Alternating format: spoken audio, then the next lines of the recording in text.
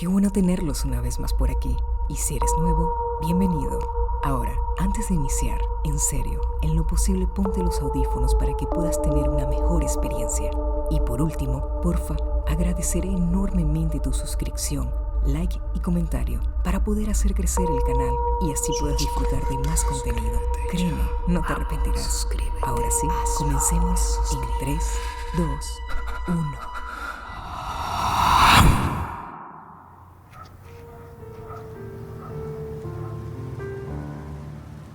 Hacía pocos días que nos habíamos mudado al nuevo vecindario, y quien alguna vez pasó por ello sabe el trajín que conlleva toda la situación.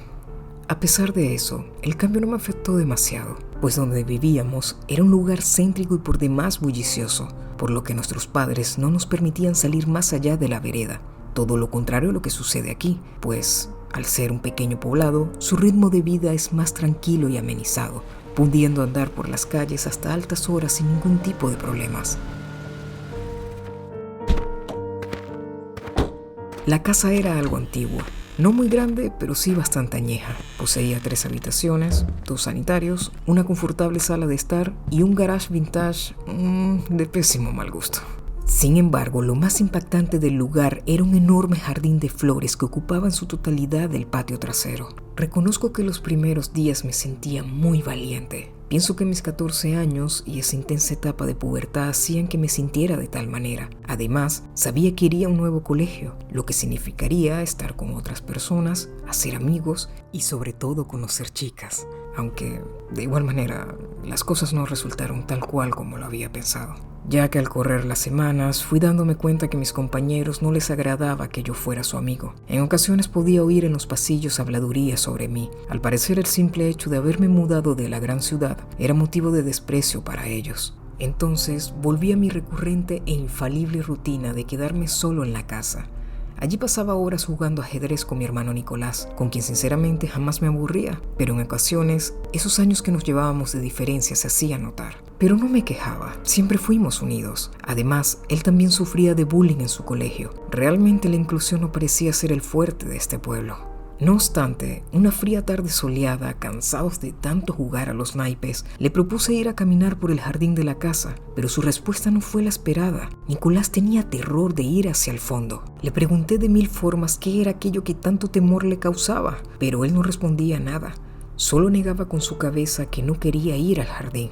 A pesar de mis intentos, desistí y dejé de insistir, pues realmente había notado que su miedo era real. Nada de ello parecía inventado. Al día siguiente, luego de levantarme y beber un vaso de leche, le comenté a mi madre todo lo sucedido. Ella, al oírme, me miró y sonriendo me contó que Nicolás le temía al único árbol que había en su colorido jardín, una vieja higuera. Sinceramente no lo comprendía. ¿Cómo un niño de 10 años le puede tener miedo a un árbol? Entonces decidí inspeccionar el fondo. Es más, ni siquiera sabía que allí existía una planta de higos. Al adentrarme entre tantas hierbas y flores, pude finalmente verla. Estaba ubicada en el centro del jardín y a pesar de no ser un árbol muy exuberante, se veía tétrica. Tenía largas ramas que parecían brazos. Aunque en ellas escaseaban sus frutos, pude contabilizar 22 en total.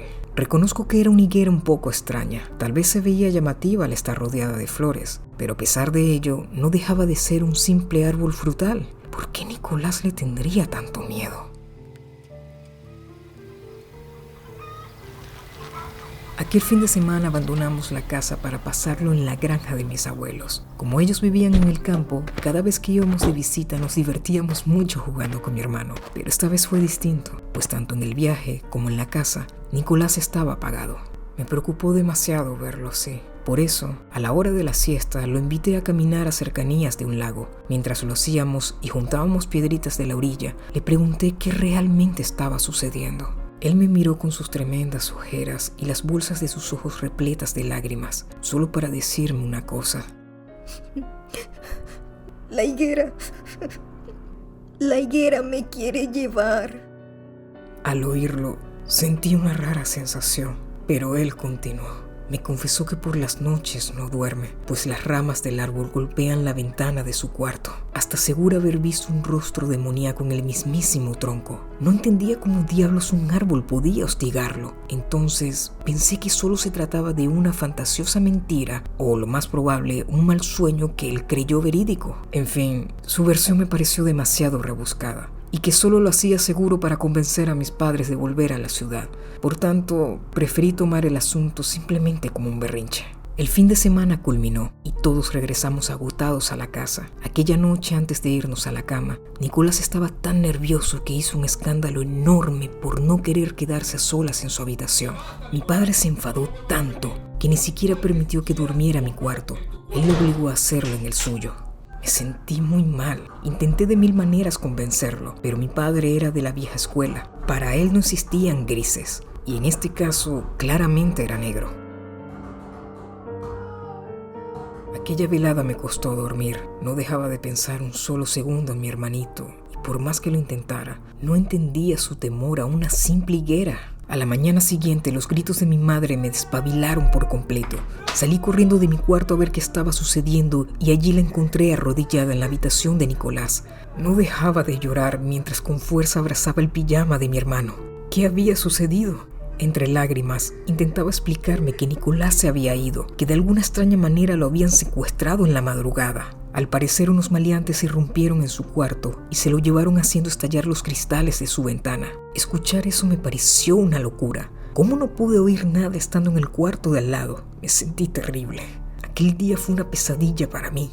En pocos minutos, la policía se hizo presente y determinó que mi hermano fue raptado por el jardín del fondo. Si bien no tenían huellas que lo comprobaran, sí podían verse deformaciones en el césped y muchas plantas destrozadas como evidencia. La versión me resultó muy confusa, pues analizando con detenimiento las cosas, ¿quién querría secuestrar a Nicolás? ¿Con qué motivos? A mi padre no le sobraba el dinero. Además, el secuestrador jamás se comunicó por un supuesto pago. Todo era tan turbio y extraño. Lamentablemente los días pasaban y mi hermano seguía sin aparecer. Encima, la policía tampoco nos daba certezas. No tenían pistas ni indicio alguno de los maleantes, al punto que el oficial a cargo de la investigación comenzó a dudar de nuestra versión, principalmente en la de mi padre, quien continuamente les reclamaba no encontrar ni una señal con vida de Nicolás. La realidad es que aquellos días se convirtieron en meses, y no fue hasta una fría noche de invierno, mientras dormía en mi cama, que algo extraño me pareció ver en mi habitación. En ese momento no sabía explicar si soñaba o estaba medio dormido, pero pude abrir los ojos y ver con claridad las sombras de unas largas extremidades sobre la pared. Cuando observé hacia la ventana, distinguí un bulto que se escabullía de allí. Entonces me levanté y asomándome por el cristal, alcancé a ver algo que no tenía lógica ni sentido. Era la higuera, ubicada en un borde del jardín. Bajé rápido las escaleras, desperté a los gritos a mis padres, quienes en ese momento no entendían qué pasaba, y los dirigí hacia el fondo. Pero al llegar allí no había nada, pues esa maldita higuera se encontraba otra vez en el centro del rosedal. No me lo podía creer. Estaba seguro de lo que había visto. Desde entonces, mis dudas empezaron a atormentarme. ¿Y si Nicolás tenía razón?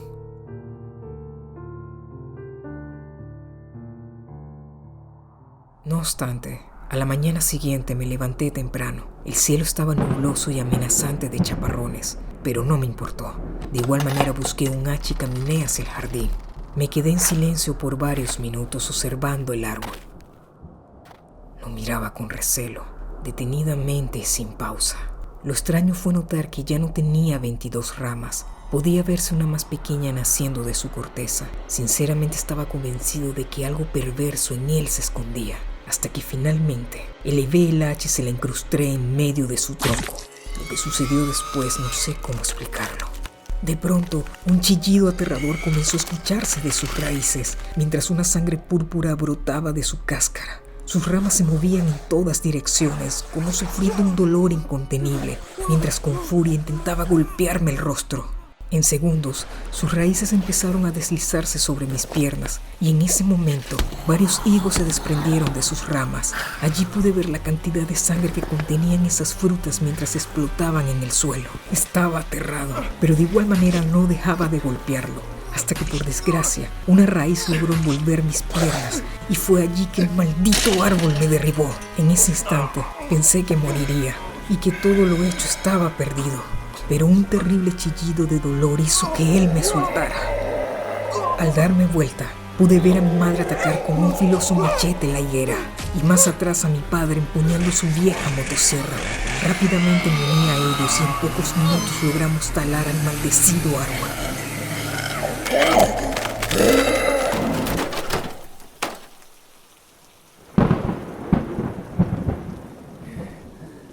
Era una locura. La sangre desparramada por todo el jardín hacía ver la escena como una masacre. ¿Quién iba a creer que nuestro jardín habitaba una higuera con vida propia? Obvio que nadie. Entonces decidimos ocultar la evidencia al desenterrar el árbol. Pero cuando comenzamos a cavar sus raíces nos topamos con algo monstruoso. Decenas de calaveras conectadas a la higuera. Todas parecían ser de niños. Logramos extraer 22 esqueletos de aquella cavidad, pero lo más triste fue cuando mi madre distinguió otra raíz que iba aún más abajo. Al cavar y descubrir qué había allí, el dolor nos golpeó con crudeza, ya que en ese lugar yacía el cadáver de mi hermanito. Nicolás. Hijo mío. Al parecer este árbol infernal se alimentaba de la sangre de los inocentes. Cada resto exhumado que logramos desenterrar no eran más que niños de diversas épocas, y todos ellos tenían algo en común. Habían habitado la casa. Estas criaturas desaparecieron de la misma forma que Nicolás, sin dejar un solo rastro, ni huellas, nada. Desde entonces, me dedico a viajar por todos los rincones de mi extenso país y cada vez que encuentro una higuera escondida en algún jardín, me aseguro que no sea sangre lo que contenga su fruta.